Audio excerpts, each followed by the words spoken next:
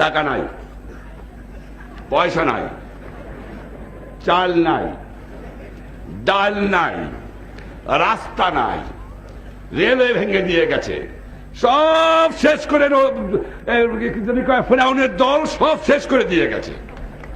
কিন্তু আছে আমার মানুষের একতা, আছে তাদের ঈমান, আছে তাদের শক্তি।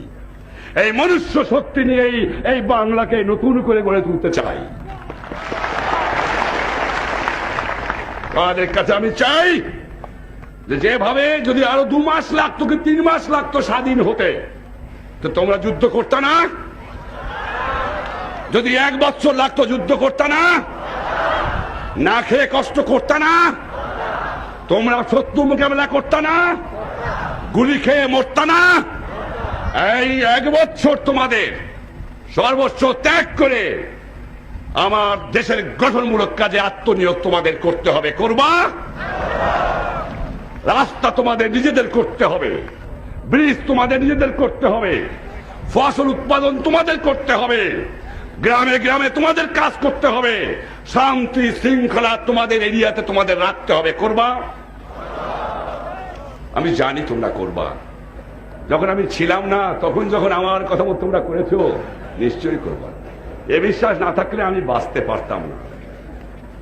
আর তোমরা যদি আমার সংগ্রাম না করতা তাহলে বোধহয় আমি গণবাহিনী, মুজিব বাহিনী, আমার আওয়ামী লীগের কর্মীরা আর সমস্ত দল যারা আমাকে সমর্থন করেছেন সেই সমস্ত দলের কর্মীরা যদি সমর্থন না করতেন বোধহয় পশ্চিম পাকিস্তানের থেকে আমি আসতে পারতাম। আর একটা কথা বলতে চাই,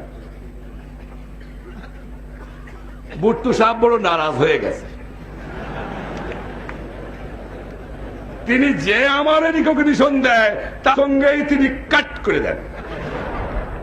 আমার মনে হয় শেষ পর্যন্ত হারাধনের একটি ছেলে কাঁদে ভেউ ভেউ মনের দুঃখে বনে গেল, রইল না। বোধহয় শ্রীমানের সেই অবস্থাই হবে। সুখে থাকো, সুখে থাকো, আমি তোমাদের আশীর্বাদ করি। সুখে থাকো ভুট্টো সাহেব, তোমার লোকের বিরুদ্ধে আমার কিছুই নাই, তোমার জালেমদের বিরুদ্ধে আমার যথেষ্ট বলা রয়েছে। 23 বছরে আমার মা বোনে রক্ত শোষণ করে নিয়েছে, 23 বছর পরে আমার মানুষের বুকে রক্ত নিয়ে ছিনিমিনি খেলেছো, 23 বছর পরে আমার মা বোনকে গুলি করে হত্যা করেছো, 23 বছরের পরে তুমি আমার মা বোনের উপর পাশাপাশি অত্যাচার তোমার সৈন্যরা করেছে। তবুও আমি চাই যে তোমরা সুখে থাকো, আমাদের সুখে থাকতে দাও। তোমাদের সঙ্গে কোনো সম্বন্ধ আমাদের হতে পারে না।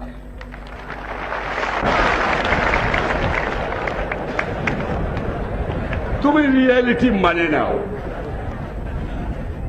তুমি রিয়েলিটি মানে নাও। এদিক চিন্তা ভাবনা না করে নিজের মানুষকে বাঁচাও। কারণ তোমার অর্থনৈতিক অবস্থা আমি জানি 12টা তোমার বেজে গেছে। 7 কোটি লোকের বাজার আর তোমার নাই, 7 কোটি লোকের কলোনি তোমার আর নাই, বৈদেশিক মুদ্রা অর্জন করার অবস্থাও তোমার নাই। সৈন্যবাহিনীতে শতকরা 70 টাকা খরচ করো, আনপ্রোডাক্টিভ এক্সপেন্ডিচার। ওই দিকে নজর দাও বন্ধু, এদিকে তোমরা চিন্তা করো না। নিজের কথা ভাবো, পরের জন্য আর চিন্তা করে তোমার লাভ নাই। ভাইরা আমার, তাই তোমাদের আমি ধন্যবাদ জানাই। এবং নিশ্চয়ই তোমাদের খুব কষ্ট হচ্ছে, আমি জানি তোমরা কি কষ্ট করেছো, আমি বুঝতে পারি। আমি নিজেও ভুক্তভোগী। পাহাড়ের মধ্যে থেকেছো, না খেয়ে কষ্ট করেছো, 2 মাস 3 মাস পরের মধ্যে একদিন তোমরা মাছ মাংস খেতে পারো নাই, এমনকি তোমরা কোনোদিন পেট ভরে ভালো করে ভাত খেতে পারো নাই, তোমাদের গায়ে একটু কাপড় পর্যন্ত ছিল না। তাই নিয়ে তোমরা শত্রুর মোকাবেলা করেছো, জায়গায় জায়গায় সৈন্যদের কাছ থেকে অস্ত্র কেড়ে নিয়েছো। তোমাদের আমি কি দিয়ে কি তোমাদের আমি আমার ভালোবাসা জানাবো বুঝো? তোমরা জানো তোমাদের আমি ভালোবাসি, আর আমিও জানি তোমরা আমাকে ভালোবাসো। তোমার কাছে আমার একটা অনুরোধ রইল, যেদিন তোমরা যদি সন্দেহ করো যে আমার ভালোবাসার মধ্যে কোনো কৃপণতা আছে, সেদিন আমি বলে দিও আমি চিরদিন তোমাকে বিদায় নিয়ে যাব। আমি সব ত্যাগ করতে পারি, তোমাদের ভালোবাসা আমি ত্যাগ করতে পারি না।